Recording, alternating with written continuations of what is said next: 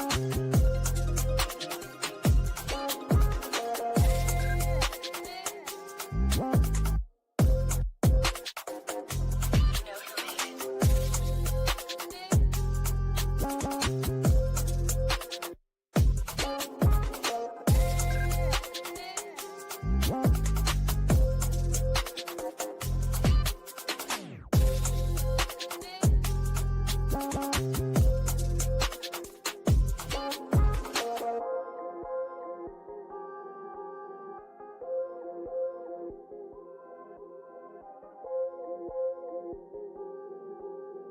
know who made it.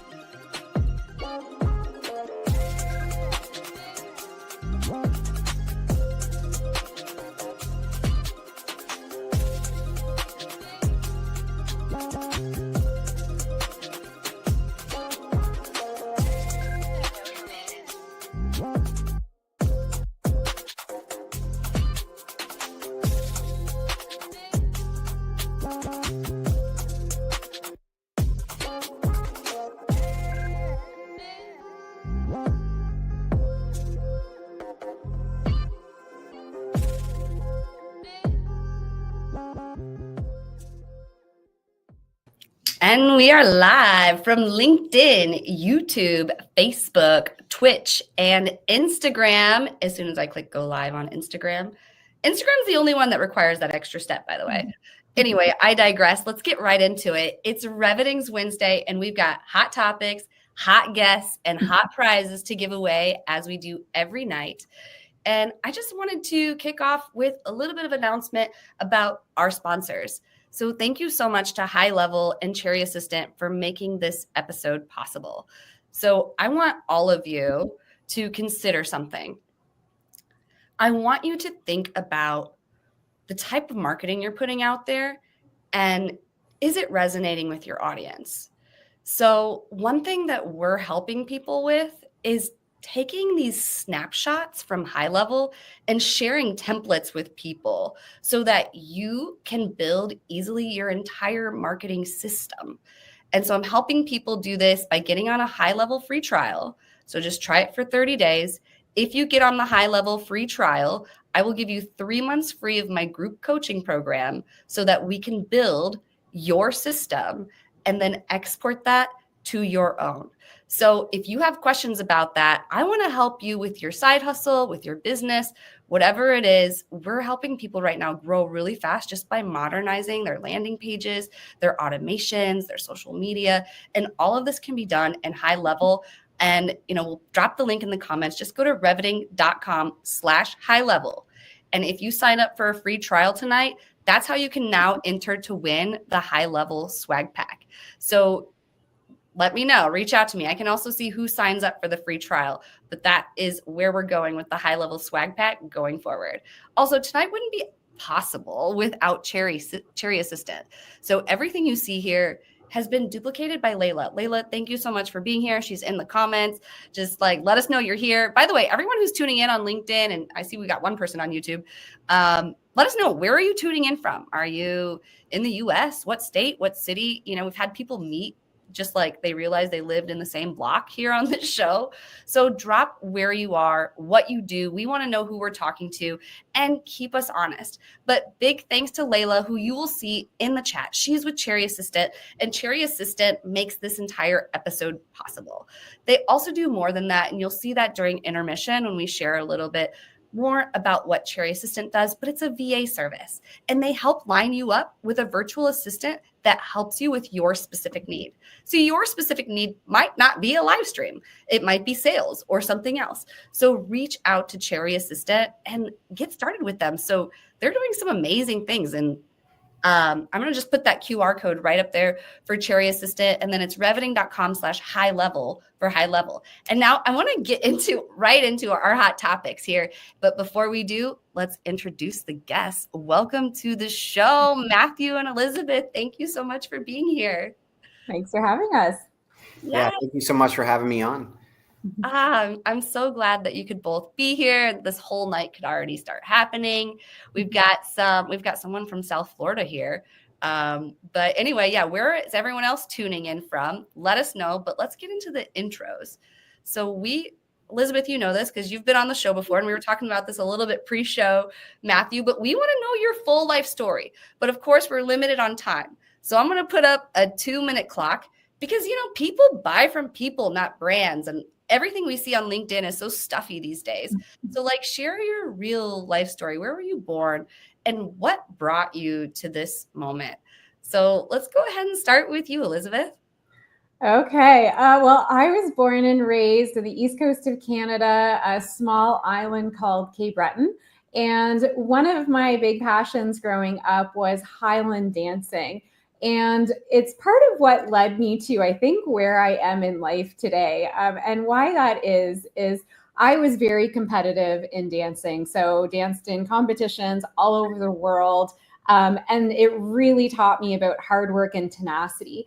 But it also helped me launch my entrepreneurial spirit and career, if you will. So when I first started making money for myself, it was back when I was 9 years old, and I wanted 2 pairs of sneakers. So I grew up in a middle-class family. We had a budget. We were out shopping, back to school, and I was told, okay, pick 1 pair of sneakers. I'm like, no, I want 2. And, anyway, I left with 1 pair and I thought to myself, you know what, I am going to go back and get those sneakers. I don't know how I'm going to, but I'm going to figure out a way. So I'm like, what can I do? So living in a tourist town, being a Highland dancer, which is very popular in Cape Breton, I packed up my Highland dance gear, went down to the government wharf, waited for cruise ships to come in and the bus stores, and I started Highland dancing, and I basically started busking. And I was like, I'm making that money to get those sneakers. I don't care how long I have to dance for. So anyway, I was pleasantly surprised that my sneaker budget was quickly filled. But then that basically turned into my first job. I kept going back for cruise ships, and then I got hired for hotels to dance for their bus tours. And that just taught me a lot about tenacity, problem solving, going after what you wanted, and doing it with something that I loved. So that was, kind of the launch pad for my entrepreneurial career. Wow, that's incredible. I actually didn't know that you were, did you say a Highland dancer? Highland dancer. Yeah. That's the kilt, not the river dancing. Okay. Not the Irish thing. No, not the Irish dancing. Kilts, okay. That's Highland dancing. Fascinating. Okay. That is so interesting. Now I'm wondering from everyone in the comments, what is something that we don't know about you? Because I love learning things like that about people, and it just brings it full circle. And I did dance. I know Matthew, your partner, Carly, she's a dancer. Her and I are very well connected. And I just know a lot of people in business who did dance. So I totally feel you there. And hi, Dean. Hi, Marissa. Thanks everyone for joining. But Matthew, let's turn it over to you and learn a little bit more about you and what we can't find about you on LinkedIn in 2 minutes. My name is Matthew. I was born and raised in Des Moines, Iowa. And my dad was this really incredible, talented athlete. And so from the age of 2 to 3 years old, I was born with a barbell in my hand. So I grew up doing athletics and being heavily involved in just all things sport and sport related. Art was really my first passion, like drawing, painting, music, even singing and dancing. I loved dancing with my mom to Saturday Night 70s. My first words were G.I. Joe. I've had this kind of warrior ethos, has been a standing background throughout my whole life. Top Gun was my first favorite movie. Jean-Claude Van Damme and Arnold Schwarzenegger and all those old 80s kind of action hero guys. I loved watching those movies growing up as a kid. Disney movies like Hercules were some of my favorites. BMX became a really early passion sport for me and amongst wrestling. And then we grew up actually very poor, very impoverished, Title 19, Section 8 housing. My dad was in a car accident in my early childhood that left him permanently mentally handicapped and disabled. My parents separated and were divorced. And so there were some really hard struggles financially, and that always left a big question in my heart around the whys, like why somebody had this versus somebody else having some other thing. And early, you know, Apple was a big thing growing up for me. And Steve Jobs said that the world around us was created by people no smarter than you. And that really got me thinking, well, if anybody could do anything, then why not me? And so in my early 20s, I started really exploring entrepreneurship and seeing if I could carve out a path for myself as an entrepreneur myself. So it's been, I started out with sales jobs too early on from 14 on. So entrepreneurship has kind of been a constant for me, I think, for several years now. That's awesome. What was your first entrepreneurial journey? Actually, my first entrepreneurial journey was shoveling driveways. Oh, okay. So, you know, Iowa, that was a good market. Yeah, very heavy winters, and since we didn't, you know, I didn't have a lot of money, so what we would do is just grab some shovels and go do door-to-door sales, and make an irresistible offer like, "Hey, we'll shovel your driveway in this blizzard for $20," you know, and it would be like a huge driveway, and we'd be out there all night long, you know, sometimes 10, 12 hours. So that was probably my first real entrepreneurial journey. I love that. And now look where you've come. So let's get right into our first topic, which, by the way, all of you who are coming, I don't know why my Jesse Lezak account can't reply on LinkedIn. So I see you, Marissa, and I replied on YouTube. But yeah, I don't know what's going on with the comments. They're a little funky. Also, make sure you're entering to win prizes. So prize one is a headset from Headset Advisor. You just got to put #headset to enter to win. Prize two is my coaching program, 1 month free. So just put in #personal branding to enter to win. And then we have our guest prizes for prize three. There is no prize four. That's a mistake over there. Apologies. So prize three, could you both explain what people are getting if they win your prize? Elizabeth, could you start? Yeah, so 2 prizes. One is the Quest to Quota Attainment Course Access. So this is for all of our modules. And basically, this is for any revenue generating role from AE to AM, CSM. If you have a quota, there'll be something in there for you. The way that we've created the course is very bite-sized chunks. So if it's discovery on fighting the status quo and developing cost of inaction and mutual action plans, they're all very bite-sized, so you can really focus on the skills that you need to develop and practice. So that's prize one. And then the other is pipeline inspection. So we'll do a 1-hour call and do pipeline inspection with you and point out, you know, and share our framework around how we identify any deals that aren't real. I love that. Thank you so much for sharing that. And Marissa is entering. Thank you, Marissa. Who else is there? Start entering to win these prizes. And also, could you, Matthew, share a little bit about your prize? And before you do, if you could unmute yourself. I muted you because I heard a little city noise in the background. Oh, yeah, there we go. So one of the most common phenomenons with successful people that I've seen is that they've achieved some level of success, and yet once they arrive there, they're still kind of struggling with this never-ending feeling that something's missing, or there could be new added elements of psychological pain that the success has now brought them. And so what we can do on this 60-minute call is help you to identify the root causes of that psychological pain, as well as tools and techniques to help you actually get rid of that psychological pain so that you can increase your actual mental capacity. That's incredible. Well, thank you so much for sharing that. And anyone would be lucky to win either of these. So definitely start putting in #revenue. We'll give it away at the end of the episode so you can be plugging these keywords to win these prizes. But if you want that high-level swag pack, you have to sign up for a free trial on my affiliate link at reveting.com/high-level. But let's get into our first topic. It is almost year end. It's almost Thanksgiving. And so let's get into year-end sales retrospectives, win-loss, GTM, and collaboration. Could you kick us off, Elizabeth? Yeah, absolutely. So let's start with the win-loss analysis. And I want to start here because I often see a lot of sales teams doing very surface level win-loss analysis, and they're missing a lot of gold. And it's also often siloed just to sales teams, as opposed to sharing the wealth of data that's there across go-to-market, including product.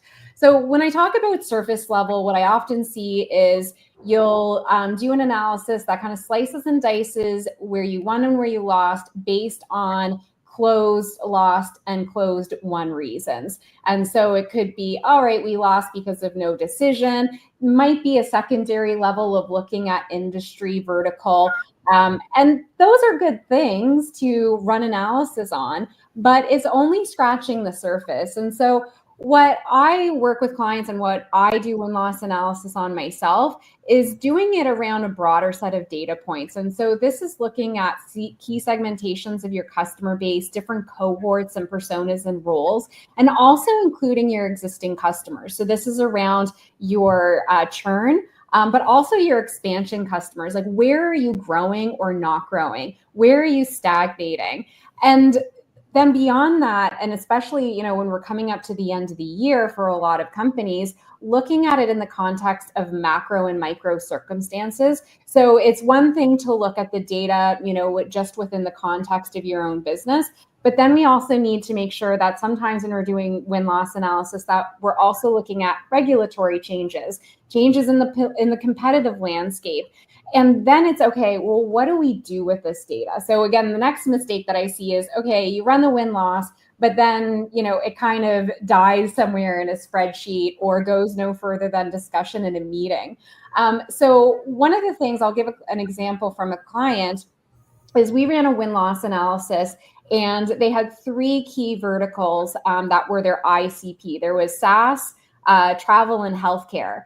At the end of the analysis, as we what we uncovered was SaaS was no longer within their ICP. They were longer sales durations, churning at a high level. The ACV was a lot lower, but healthcare and travel were actually becoming better ICP. And it wasn't just because of the ACV value, it was because of deal velocity, it was because of expansion growth, it was because of the customer acquisition costs were lower. And so when we really looked at it holistically, we could identify that, okay, here's where we're winning. Let's give this feedback to marketing so we can adjust our messaging and train our team on this new messaging and this new focus. And let's also work with product so that we're developing product or making the decision as go-to-market leaders together of, okay, who are we building this product for? If there is an ICP shift, if you've fallen out of product market fit, which has happened a lot in the last 18 to 24 months with different customers or different companies, then you can then decide, okay, what are we going to build our product for? How are we going to market? What is the message? Who can we actually retain? And then that's the retrospect. That's how you collaborate across go-to-market.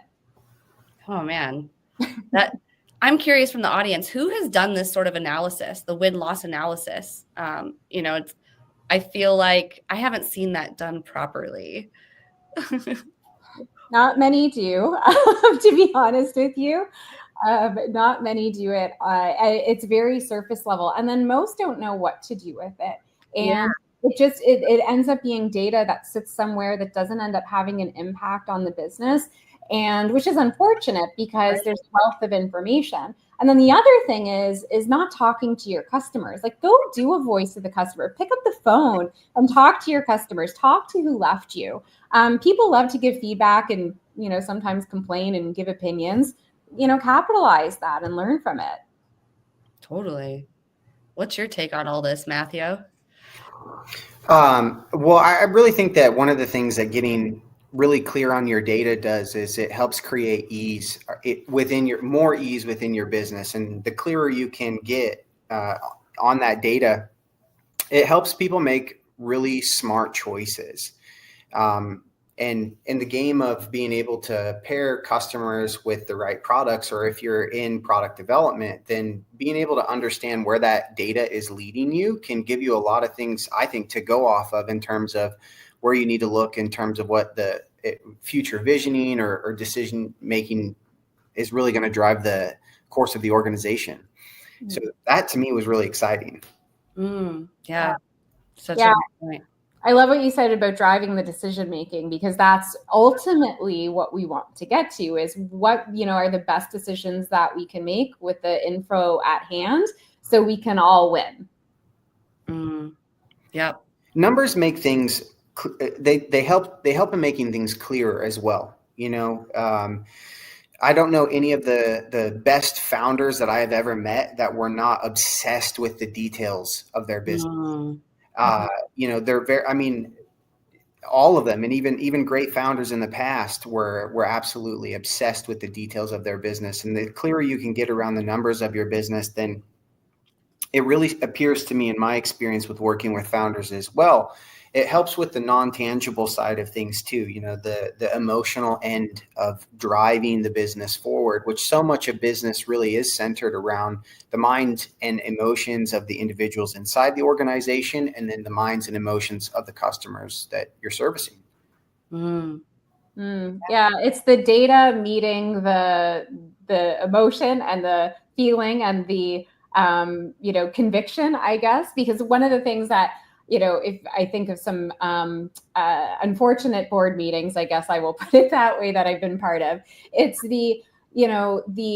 well, I think we lost because of this, or I feel like we would do better if we had this feature. And it's all kind of, subjective or anecdotal stories. But then when you pair that with data and you say, okay, here's the data that supports this story and this trend that I'm seeing. And this is the impact that it's having on the customer. This is the impact that it's having on our team. We're losing a lot of deals. They're demoralized. They're frustrated. Our customers are frustrated. And so then you can start to package everything together, to your point, like there is emotions. It's not just all about data, but you have to pair the two together. Absolutely. Split testing is really, I feel like at the core of driving every major business's growth, and being able to identify what's working versus what's not working. And since markets are always moving through different trends, then, you see guys all the time switching even on their landing pages, whether or not their offers are, say, $9.99 versus $9.97, and they're split testing just a different button, and then you get to remove some of the emotion out of it. It's very difficult a lot of times for human beings to want to destroy that which we create. And so then all that anecdotal stuff can kind of jump in, and it's like, well, I spent all this time creating this beautiful landing page. But if it's not driving traffic or serving the overall goal, then the data can really give us an opportunity to step outside of the emotion, analyze what's going on, and make a clearer decision so that we're headed in the right direction versus maybe swimming, completely the wrong way. Yeah, it's a great point, and it's a great transition point. Speaking of swimming the other way, how can we have better empathy for founders who sometimes do swim the other way, not willingly or knowingly sometimes? But, you work with founders, Mathew. Could you kick us off on this topic of empathy for founders and supporting their unique journey? Yeah, well, I think the first thing to really kick it off would be to try to, remember your childhood dream. Like, remember that dream that you had where you're like, I would have done anything. Maybe you wanted to be an astronaut. Maybe you wanted to be an Olympian or something. I think we all have these big, wild, wonderful dreams when we're children. And then somewhere along the line, we start to become risk averse, and we start taking less chances. And especially as we adopt responsibility, maybe you get married and you have children and you're like, I don't know if I can take that risk. Well, the unique realm of a founder is they really are the risk takers of our world, and they have to handle such incredible pressure. And so, if you look at any organization that is really moving, it's all top down. It's always top down. So the founders are obviously going to be a significant driver in the success or failure of that organization and whatever type of culture that they create. Now, if we can, as subordinates to the founder, if we're working inside of an organization, if we can sometimes step outside of our own personal experience within our own personal role within that organization, we can kind of look and see how the founder has to be the visionary. They're the salesperson. They're a problem solver. They're often solving tons of problems within the business at all times, all the while holding the weight that goes along with that. They're coming up with marketing strategies for client acquisition. They're trying to figure out sales process bottlenecks and funnels. They're looking at fulfillment and attempting to help solve the problems within fulfillment or client retention or client ascension. All the while, they still have wives and or husbands and families at home and children that they're dealing with, and they're holding the weight of a pressure that most people don't hold. And so they're humans like us, and they have emotions and they have thoughts and they have feelings. And I think empathy as a whole, as a skill to develop, is very valuable in the workplace from at any level in an organization. But founders are often not really thought about a lot. People don't usually look at a founder with empathy and compassion, a lot of times because sometimes they're getting the lion's share of the profits of the organization. But to their credit, what they have to endure and what they have to go through and the amount of failure that founders have often went through prior to having a single successful opportunity actually pop and go. Many of these guys have gambled everything from their dreams, their visions. They've failed so many times. Like they've tried so hard to make something work only to have it fail and then have to pick themselves back up and try again and again and again. And sometimes that's cost them big things in their lives. Maybe it's cost them their marriage, or it's cost them a relationship with a child, or something along like that lines, because they feel intrinsically that there's something in them that has to come out and be given to the world. And there's such a drive for that. And I think if we can get empathy going, top down and bottom up within organizations, then we can figure out how to work better and more collectively as a whole and as a team. And, one of the things that I see all founders look for within at least the founders I've worked with, is, are the individuals that are working for my team really caring about the projects that we're working for? Do they care about what we're doing? And they do have a general sense for that. And I think if you can show founders that you see them as a person, you care about them too, and you care about the collective mission, that's another way of ensuring that you could either move forward through that organization, or even if you want to post out to another job in another area, that founder will go to bat for you as your career could progress through another lane or another trajectory. I think it's just a way of showing really goodwill for yourself on all levels, and ensuring that you've got a lot of really powerful, good energy around you in whatever direction you want to go. Yeah, that's really powerful. And I really loved what you said about empathy from the bottom up and the top down, because it really is a two-way street. So important. I don't know. What's your take on all of this, Elizabeth? I think that this also translates into how customers end up feeling as well. Because if you have an organization where there's no empathy amongst leaders, that there's no empathy to or from the founder, that kind of permeates throughout the organization. And then it ends up impacting how, sales are engaging with their prospects, how CSMs are engaging with their customers. And I've seen it time and time again where, going and working with an organization and morale is really low.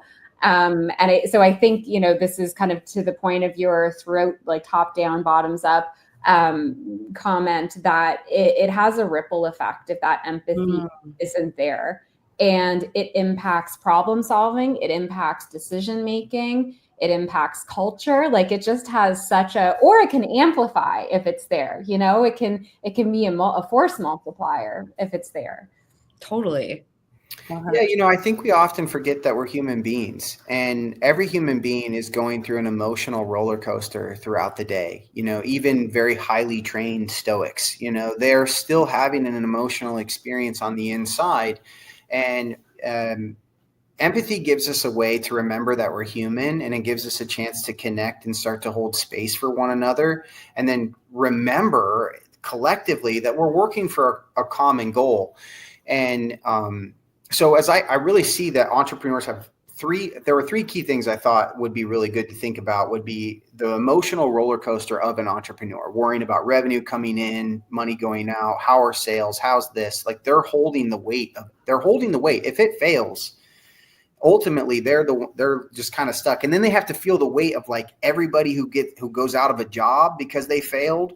I mean, and these guys and gals, they like to win. They don't particularly like to lose. They like to win. Yeah. So it's a big emotional thing. Then with that being said, that emotional load causes such extreme burnout and such extreme loneliness because they're struggling to connect with people. They spend a lot of time solo in their own spaces.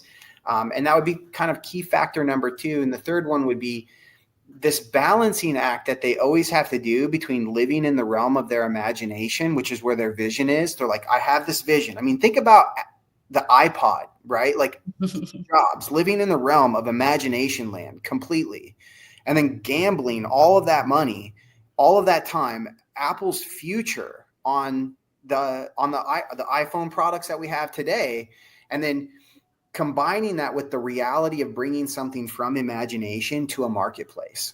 Totally. That's such a wild place to live. And so and founders live there every day. Like they're really in the trenches of that every day. And I think sometimes, when I've worked for organizations prior to really deeply enhancing my own understanding of the full breadth of the human emotional system, it can be really easy to just be kind of locked into your role. I'm just a sales guy. My leaders don't get it, but I think if we can go top down and bottom up, then we can remember, well, we're a team here. If we all work together, it serves the organization. But to your point as well, is the customer feels it. The customer feels the benefit of having products that are produced by joyful teams that love what they're doing, that love where they're working at and who they're working for.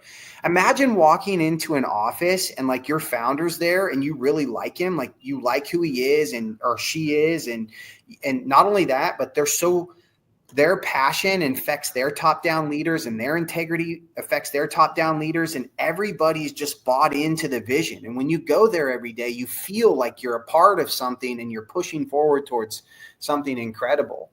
Totally. I think we all kind of want that in our work and in our lives. Absolutely. No, it's such a great point. And I don't know. I like in that second part what you said about like we're all going through our own, I can't remember the word you said, emotional like roller coaster. So if we all just understand that everyone has that going on, even the most stoic, balanced people, they still have emotions inside, like, and we can connect with them on that. And people buy with their emotions too. So we should remember that part. But real quick, I want to hop on over to our sponsors.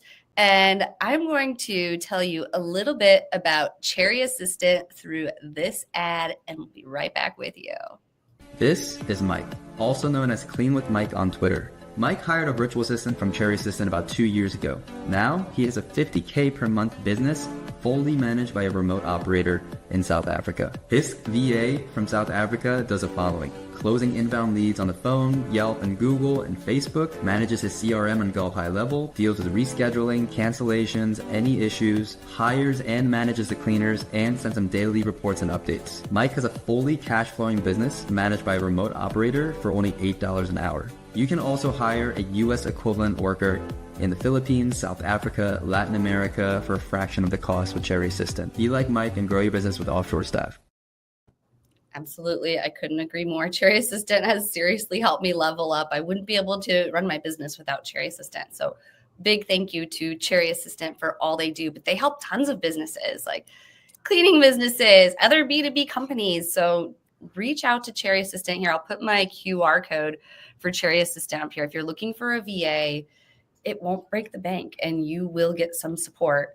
And they're good. Layla is phenomenal. Thank you, Layla, for all your efforts for tonight. And real quick, I want to tell you a little bit more about High Level. And I know, Matthew, you use High Level, right?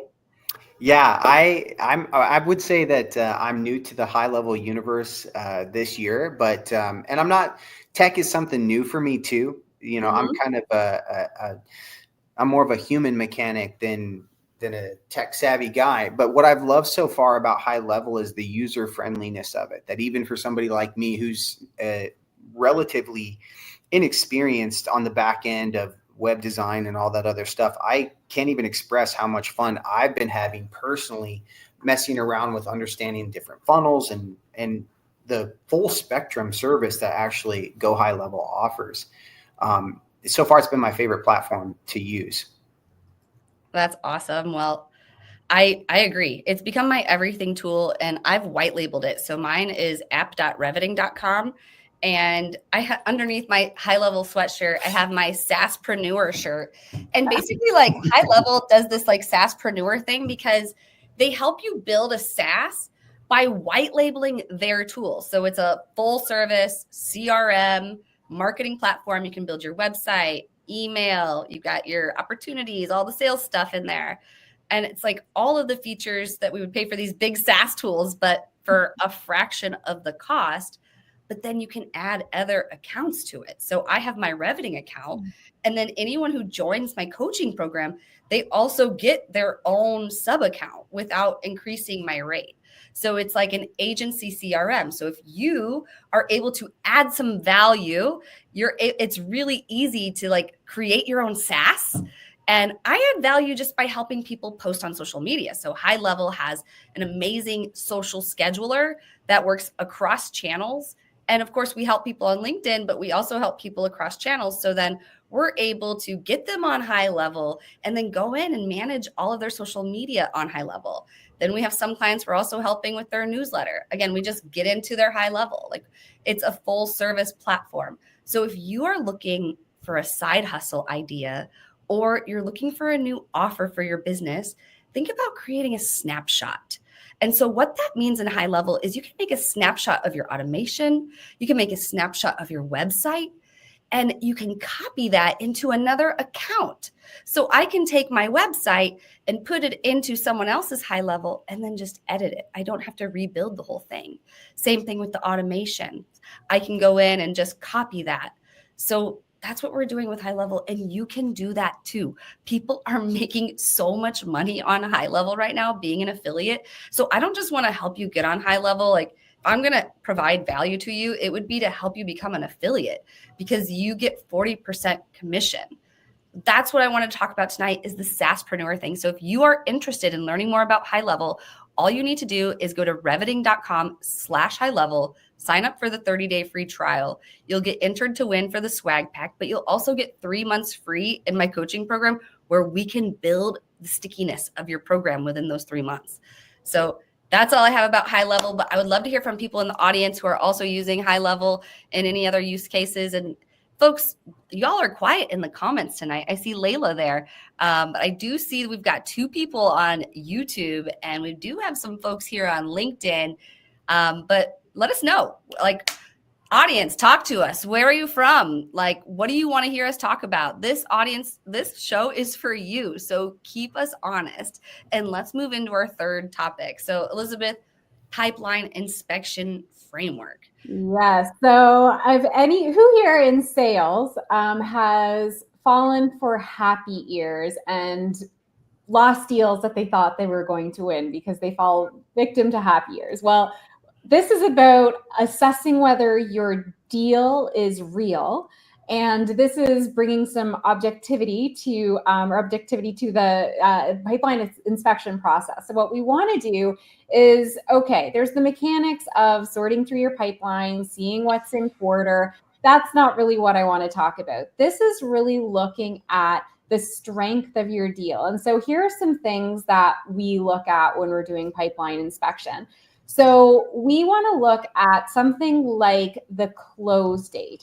So if you're looking at your team's close date, your own close dates, and everything's at the end of the quarter, like the last day of the quarter, that is a big red flag that the team actually doesn't know when the close date really is, that they don't really have any alignment with the prospect around what the evaluation criteria is, what date that they're working backwards from in terms of go live, signing contracts. So that's a big red flag that you want to unpack. There's also some surface level things that I find, whether you're a sales manager or you're a sales rep assessing your own pipeline, is looking at things like, are you multi-threaded? Okay, you can look at, whether you're using Gong or a CRM, and you can see in a deal, okay, you have 5 stakeholders involved in the deal. Yeah, multi-threaded.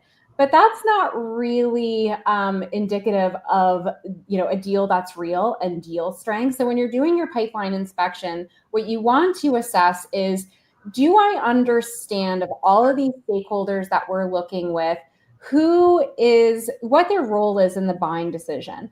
Have we done an influence map? So maybe we know who reports to who is the so-called signer and decision maker, but do we know who influences who?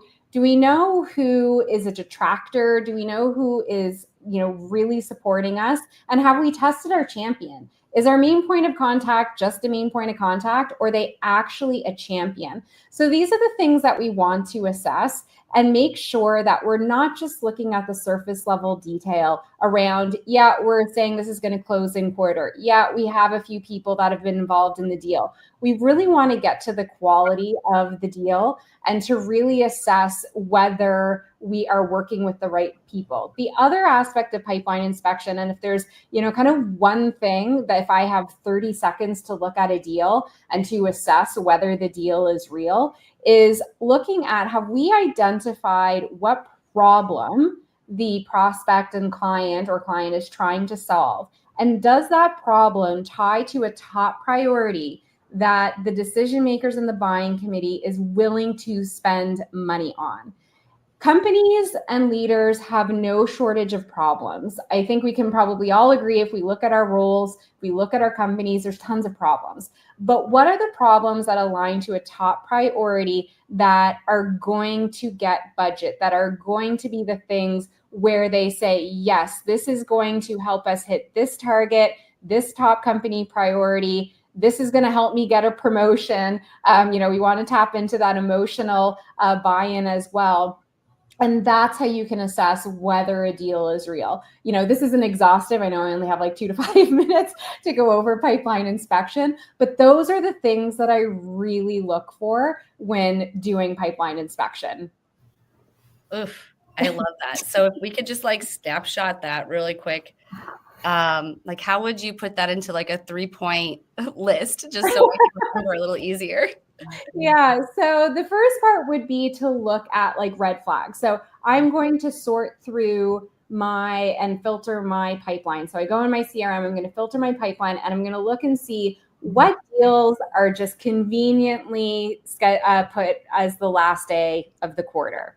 Mm-hmm. And then I'm going to see, okay, is this happy years and hope?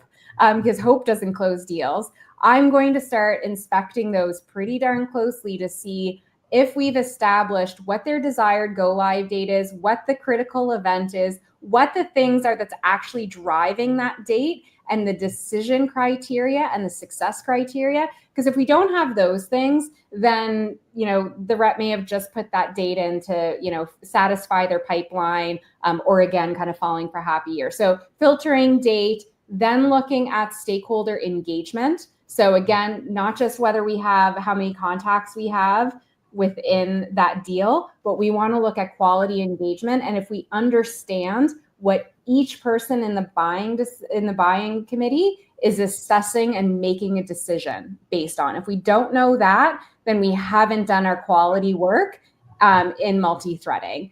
And then the last thing is that problem priority. So sure, this is a problem, and we can help solve that, but is it really a priority? Is this really something that aligns to everybody in the buying decision committee, aligned on that it's a top priority, and they're going to raise their hand and say, yes, I'm for investing in this. So those are the 3 buckets. Oh, I love that. What's your take on all of that, Matthew? Well, I'm really excited because I feel like both this subject of looking over your pipeline is right in alignment about, tapping into the customer's subconscious pain, whether that's business to business or business to consumer. exactly what you said. What is this critical problem that we're trying to solve, which ultimately is translating to some sort of pain, either in that business's organization. And so, or if it's, business to customer, then have we clearly identified what is the pain of this customer? And knowing that data for yourself, going through your pipeline, looking at where you're at inside of the sales cycle and just understanding that can give you a lot of opportunity to go back and touch base with those customers again, reopen conversations. And sometimes sales are not dead. In fact, with the average person buying between 9 and 12 touches, usually takes between 9 and 12 touches for a person to have contact with your product, service, or organization. Then just having those contacts with either representatives or reaching out and just establishing an opening communication and just trying to dig out of them, again, what is that core pain problem, so that then we can kind of move forward through the sales process and even figure out if we have a service or a product that actually solves their need. I mean, one of the best ways to get future business is say no to a customer that's not a right fit for your organization today. Mm-hmm. Like if they're coming into your organization and you don't actually have a product or service that you need, one of the best things that you can do is not hard sell them or hard sell or even bypass somebody, get right to a decision maker and give them a product that ultimately leaves them with a bad taste in their mouth. Then they're not going to come back and buy again. But if you say, hey, we didn't really see that we had a product that fit for you now, or maybe there's a product even from a competitor that you think could be better, that wins so much goodwill. They might go with you simply because of the goodwill. But I do think what you're talking about identifying that to me, all the great sales guys that I know, like the heavy hitter, high ticket closers, they're looking for those critical pain points. Yeah. And it's the emotional and rational pain. So we'll justify what we buy with rational decision making. So that's the KPIs. Is it saving me money? But what really gets us to buy in is that emotion. And so is this going to help prevent me get fired? Is it going to help me get that promotion? Is it going to mean that I'm going to be working, 40 hours instead of 50 hours because it solves this major problem for me? And then, so again, this goes back to the stakeholder management, and the multi-threading is identifying what those emotional tie-ins for each of the stakeholders that you're working with, so that they're like, oh my God, yes, you have to buy this, sign now, sign yesterday. That's what you want. And, tying really into that pain is key. Yeah, and to your point too, the rationale component, the building the emotion is just kind of like warming up. The rationale is where you make them feel safe, mm-hmm. that what you have to offer can actually deliver and solve that product. And I think that to give them, as many things that you have at your disposal inside of your toolkit to help them to actually see that the best way to solve their problem is through your product or service, then I think you're really killing it. Yeah, you got to paint the full picture for them, and it includes both rational, emotional. Paint the vision for them, put the business case together, connect the dots for them across all of your stakeholders, tie it to that top priority, so that, big business case is there, and then you're going to win a lot of deals. And to your point also about saying no, I like to see deals being lost twice as quickly as deals being won. Find out quickly who is not the good fit and close those out, get them out of your pipeline, stop spending time on them. So do really strong discovery, figure out who the losers are and the ones that you're not going to win quickly, and then spend the time on the ones that you can win. That's powerful. That's what I need to do. Thank you for that reminder. And it's a good transition point. I mean, we've already been talking about pain, so let's get into subconscious pain. This is your expertise in Mathew, among many things, understanding customers and tapping into their subconscious pain. Could you kick us off?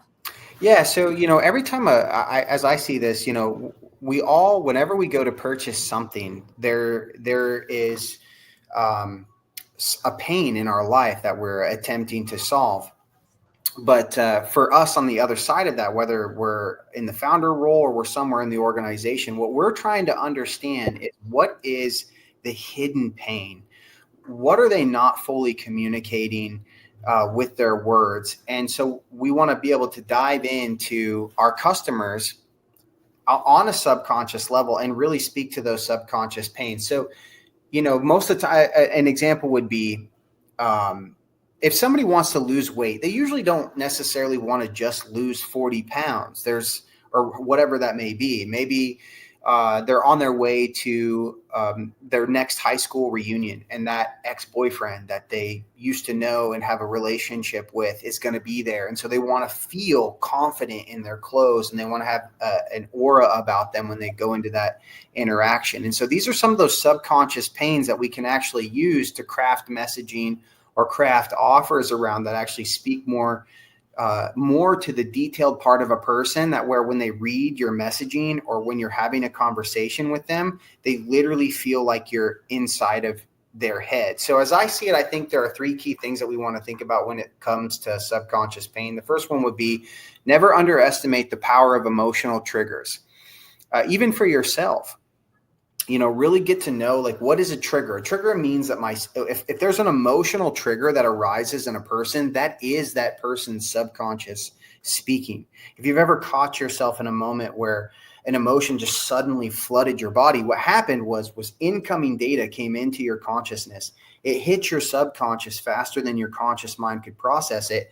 And then you had a flash of emotion. So actually your subconscious mind was thinking thoughts, and then your body produced a biochemical emotional response to that. And then you're feeling that viscerally inside of your inner experience. And, that can make for somebody to have a very hard yes or a very hard no.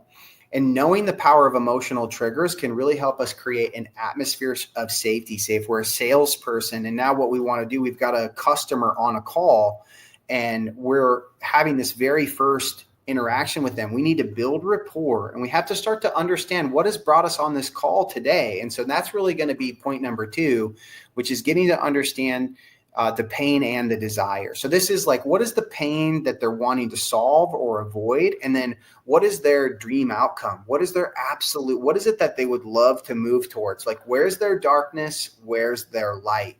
And we want to understand those 2 things and really care about that. And that brings me to the third component of this, which really is active listening.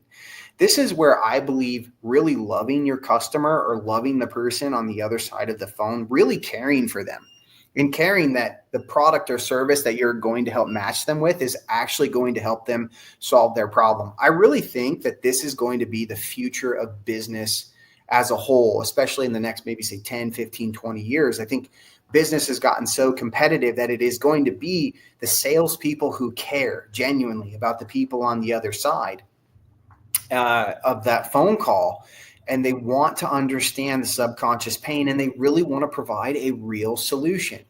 So some good methods to do this, I think, are just continuously asking a why-based question. Well, tell me more about that, and then pause.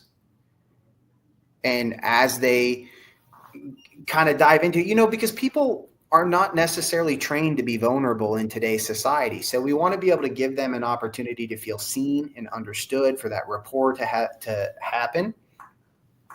And then to keep digging why. I really recommend digging down at least 4 or 5 whys. Well, why that? Okay, well, tell me more. Well, why about that? Why this? And as you do that a little bit more, it's going to give that person a chance to kind of do that with themselves. And you're going to get to draw out of that person the real reason why this is a pain for them. And then we can better paint the picture as to what their dream outcome is. And what we're trying to do is then place our product as the solution. If it genuinely is, we're going to place our product in the solution. Here's your pain. Here's your dream outcome. Our product or service is going to be the solution to this. And that's when the irresistible offer can come in, and it almost sells itself at that point. So things that I look for is creating maps of that person's emotion inside of my own mind. So I'm looking at the language that they're using. What words are they choosing to use to describe what they're saying back to me, so that I can then I'm not parroting in a way that I'm just trying to mimic them, but I am trying to build connection. I want them to know that I'm actively listening to you. I care. I want to know what you're really going through. And I want to get down to that deeper thing so we can really figure out whether or not this product or service is actually going to be a match for you. And then we can paint a real picture for you as to what this product or service, where you could be after using it. The other thing would be storytelling. Not being afraid to use a little bit of storytelling inside of your, you could share a story of other customers that have had successes with your products, or getting them in touch with their inner story. What is that story that they're telling themselves currently about what they don't have? And what is the story that they're telling themselves about what life could be like once this problem is solved? Such an interesting way to think about it. Yeah, there's so much that totally aligns to the way I think and my team thinks about how we engage and work with clients. When you're talking about why and the layers, one of the things in the course for whoever wins it is that we do layered discovery questions, because it's digging into that pain and that problem. And I love asking questions that are from your perspective, in your opinion. That really gets people to open up, because sometimes, quite frankly, like, they're not, especially middle management, they're not necessarily always asked what their perspective or opinion is. And so sometimes when you give that opportunity and you create that safe space, you will get a wealth of information and you will build that trust. And then storytelling is huge. It actually, there's science behind it where it starts firing people's neurocoupling. And so they see themselves in their mind's eye as you're telling a story. So there's, it's really powerful when you can do that, kind of layered question, like digging deeper, as you're saying, and then pair that with a story. Oh, that's so powerful.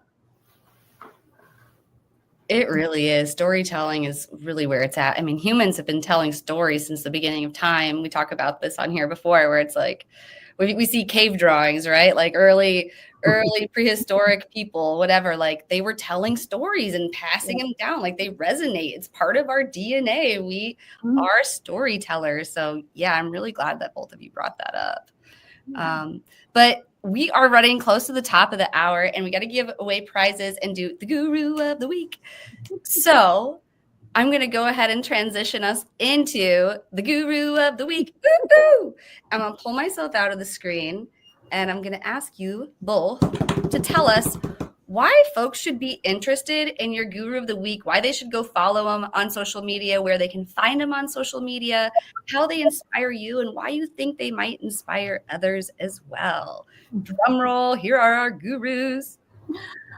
All right, I'll kick it off with Todd Capone. If you're not following him on LinkedIn and Instagram as well, I love his Instagram account. He's a sales historian. Why I love Todd is because he talks a lot about the history of sales, and a lot of what he talks about, and he's, a sales expert and knows his stuff in an applicable fashion for today's selling world. But he kind of cuts through a lot of the BS I find with his content, in the sense that, you go on LinkedIn and you see everything's dead. Outbound is dead. Inbound is dead. Everything is dead.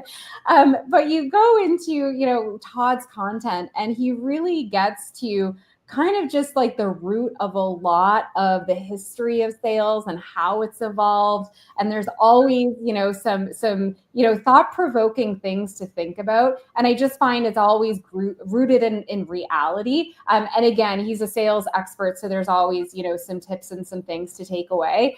His content is just fresh and different from anyone else that's on LinkedIn. So give him a follow.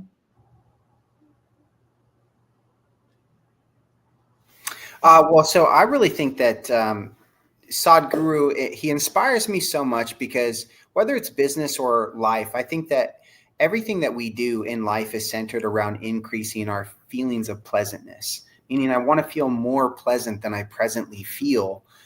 prior, whether that's business or life. And so human well-being is really at the center of all of our hearts. And I think that if you look around the world today, I think we would all agree that there's probably a lot more pain in people's lives, emotionally and mentally, and in certain areas of their life that they'd like resolved. And I think there's some confusion for all of us. There was many sleepless nights for me in my younger years, not necessarily knowing how to get the most out of me, how to get the most out of my body or my breathing.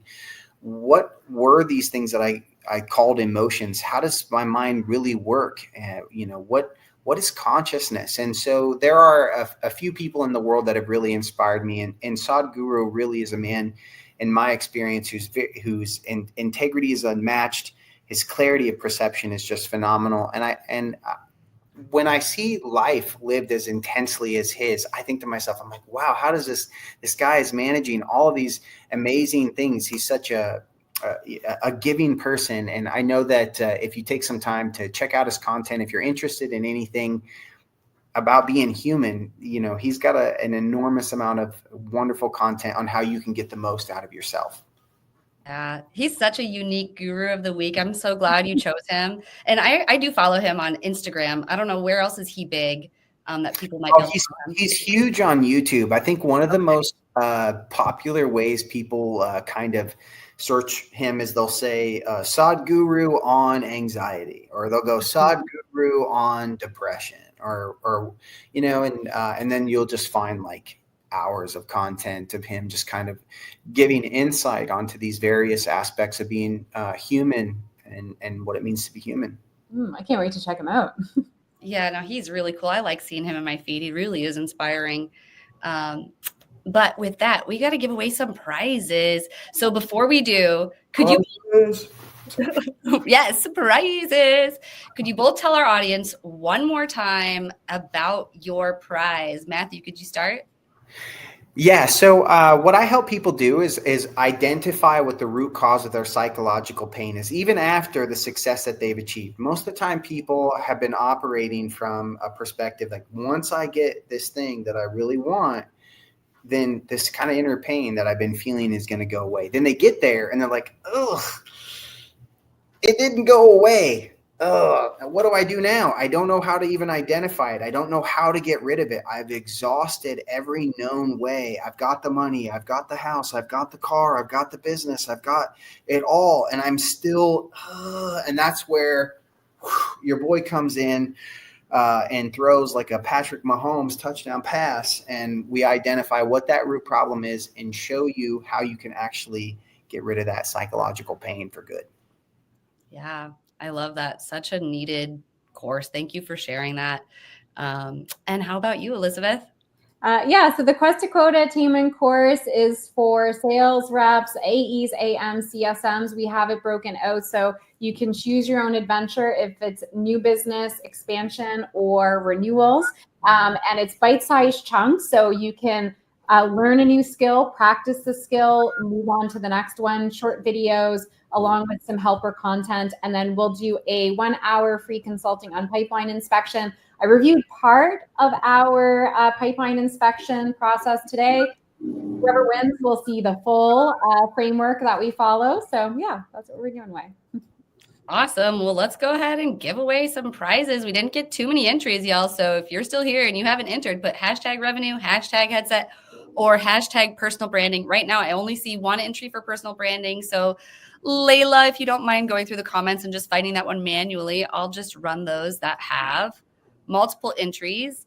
So let's go ahead and give it away, that headset. So we've got 2 entries, and it's either going to Carly or it's going to Marissa. So who is getting that headset? It's going to be Carly. Congratulations. This is your night. You are getting a headset from Headset Advisor Queen. We will be reaching out to you, connecting with you via email. We do already have your information. So Layla, we have that somewhere. We can definitely find it in High Level probably, and we'll be connecting you with the Headset Advisor team. Congratulations.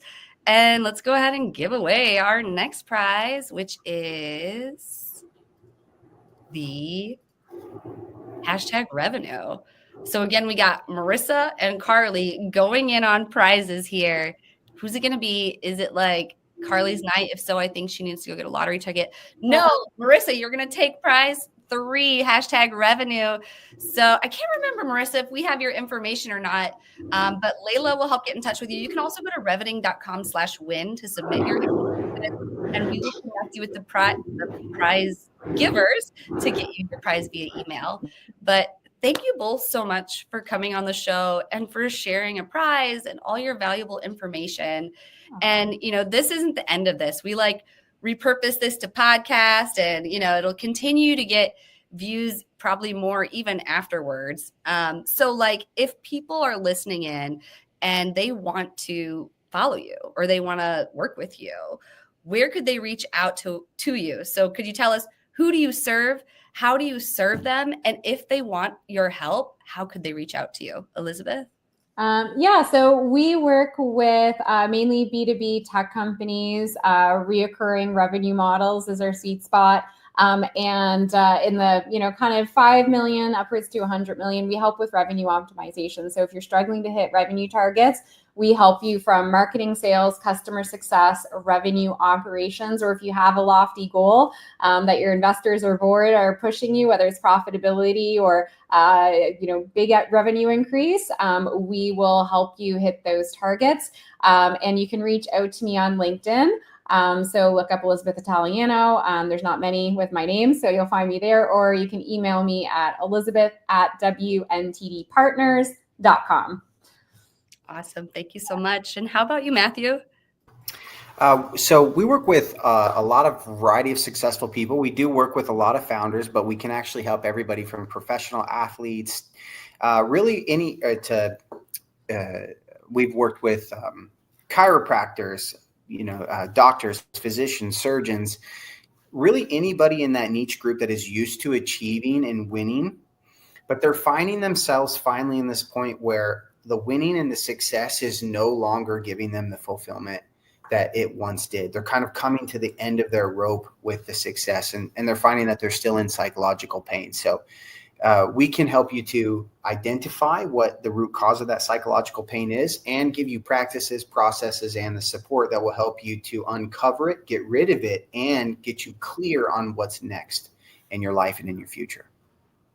That's incredible. Well, thank you both so much for coming on tonight. And thank you everyone for attending. Congratulations to our prize winners. And I hope you all have a great night. But before we go, I want to just let you know that we have a big episode coming up on December 11th. I don't know. Have you guys ever heard of Roger Wakefield? Let me change the camera angles here a little bit. But Roger Wakefield has 600,000 followers on YouTube and TikTok. And he is a plumber. And what he did is just started creating content about plumbing. And it's incredibly fascinating. So we hope you can come on December 11th for this episode. We will be doing a replay next week for the Thanksgiving episode. But until then, we hope you all have a safe week. And thanks again, Matthew and Elizabeth, for joining. Thanks for having us. Thank you so much for having us. Yeah. Bye. Bye.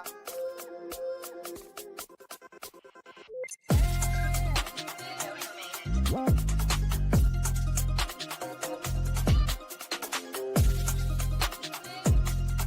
know who made it.